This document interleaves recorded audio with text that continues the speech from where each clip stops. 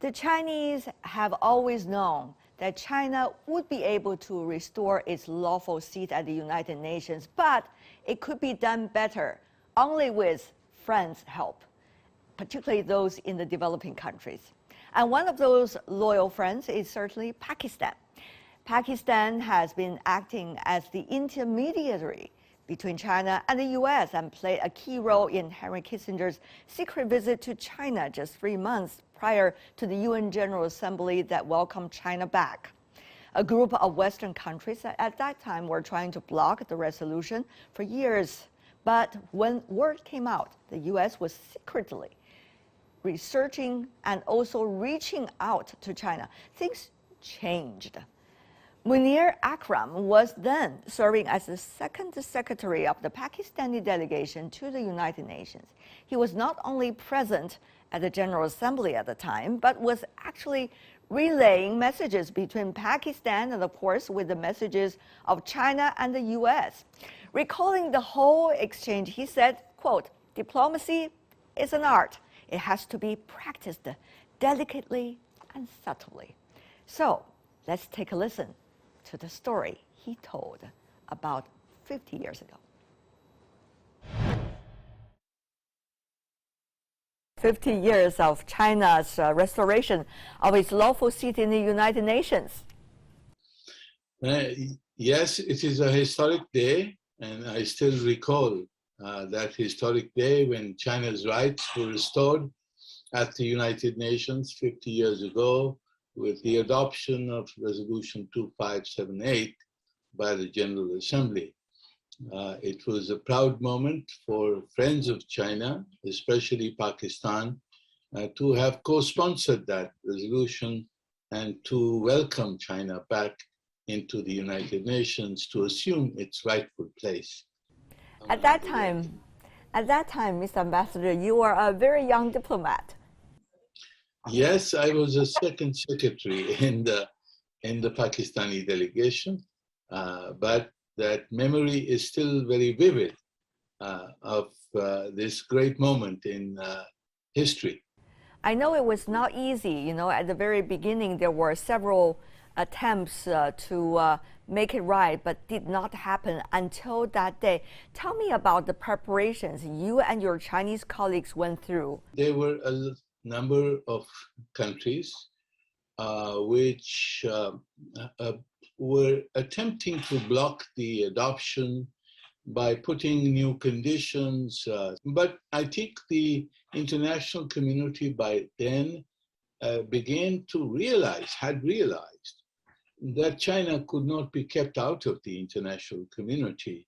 And the prior negotiations which had taken place between China and the United States in the secret diplomacy of Mr. Kissinger, who flew to China from Pakistan for his first secret meeting in Beijing, all these were preparatory steps to restore China's place in the international community. And I think the world realized that China must be welcomed back into the international community and be allowed to assume its rightful place in the United Nations. Though the U.S. voted no at that time. Yes, as you know, U.S. diplomacy is very complex. Sometimes they want to do some things and say something else. But everybody realized that the United States itself had recognized that China had to be recognized for the reality that it was, and therefore the rest of the world did not wait for the United States to change its formal position. They supported the proposal from Pakistan and other friends of China to restore China's rights immediately. At that time, as a young diplomat, you did feel the pressure, you know, building up, leading up to that resolution. After all, nobody knows the result until it is being voted. That's right. But, you know, we had been trying to get that resolution adopted for several years. at the General Assembly. And for several years, the group that was led by some Western powers blocked the adoption of that resolution through various procedural means. But once the international community realized that the United States itself was negotiating and talking to China, I think the picture changed very quickly. Sorry for my historic ignorance, but at the time, how did many other countries know that the U.S. was in secret diplomacy with China already?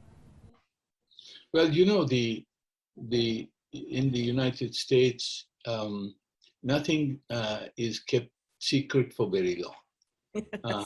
So the leakage of all the information about the talks between Mr. Kissinger and the Chinese leadership became public news during the course of 1971, before the General Assembly met, and that provided sufficient grounds for many countries who were sitting on the fence to then come in and support the proposal for restoration of China's rights in the UN. So it was quite dramatic and ironic, isn't it? On the one hand, the secret diplomacy is going on between China and the United States. Others already knew, through grapevines. On the other hand, George Bush Sr., as the representative of the United States then, was quite solemn in a way, looking at the results of the resolution. That's right. Of course, he was only following instructions at that time from his government to oppose the resolution. But of course, it was quite clear in the bilateral exchanges that took place between the Pakistani ambassador and the US ambassador when we told him that we are going to go for the vote and that we are confident of winning the vote on this occasion. They were quietly accepted. They had accepted the outcome. Were you there? Were you present when they were having this kinds of, some kinds of minor exchanges about what might be the result?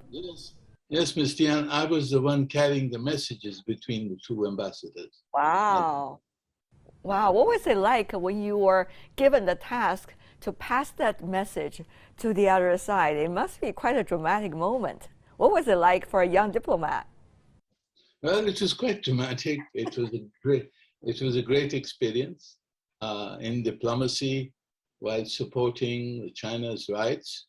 We, of course, we were the intermediaries, and therefore we exchanged the communications and told the United States we were going for the vote. And the US ambassador, in his note, was very clear. He said, we are still friends. After the voting of the resolution, and certainly it's already passed by almost by the majority of the United Nations members, and people began to dance. African delegates, they're very expressive. What was it like for you? Where were you? Sitting in that corner, or also already dancing with them, or passing another message to different parties? Yes, as you know, our African colleagues, as you said, are very expressive, and of course, they were dancing on the floor, including Ambassador Salim, who was the ambassador of Tanzania and was captured in pictures. Pakistanis, of course, are a little more subdued, but we were all smiles. We were congratulating each other, and we were congratulating all our friends. And of course, in a few days later, we welcomed in person the first Chinese delegation to the United Nations, led by Deputy Foreign Minister Chia Kuan-hua and the first permanent representative of China, Ambassador Huang Hua. We welcomed them, and we had great bilateral exchanges with the first Chinese delegation and discussed the whole gamut of the agenda of the General Assembly and the issues which were being considered there. So it was a good, important first exchange. Pakistan at that time was in crisis because we had the Bangladesh crisis at that time, and with Indian interference in East Pakistan at that time. So we were in crisis, and China was very supportive to Pakistan immediately after its entry into the United Nations. China supported Pakistan's territorial integrity in the Security Council when it assumed its seat in the Security Council after its entry in September. The first debates in the Security Council on the India-Pakistan issue took place in late November and early December, and China was very vocal and very strong in its support for Pakistan, which we will never forget. Mr. Ambassador, you might be aware at a recent meeting on the occasion of 50th anniversary of China's restoration of the UN seat, Chinese President Xi Jinping once again reaffirmed China's commitment to uphold the UN as the international governance system and the international law as the principle for all. How do you see the importance of that today, particularly when there's argument about whether the UN is still important or not, and whether multilateralism it is still possible or not? Well, I think the UN Charter's principles, President Xi is quite right, because the UN Charter's principles, which provide for non-use of force or threat of use of force in international relations, they provide for respect for the sovereignty and territorial integrity of states, which provide for non-interference in their internal affairs. These are basic principles, and if these principles are violated, the world order, international peace and security will be under grave threat. Therefore, it is important that we should continue to construct a world which is based upon these fundamental principles, because otherwise there will be chaos and conflict across the world. And we must also remember that the United Nations system provides for international cooperation to promote better lives for all peoples of the world through international cooperation.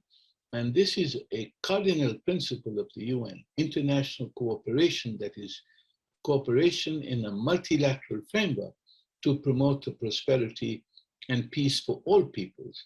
And this is a fundamental vision, and it is important that China, through the statement of President Xi Jinping, has reaffirmed this important concept, this important basis for global order, which is critical. And we hope that we will, of course, work at the United Nations to support this concept, to support the United Nations in upholding these principles.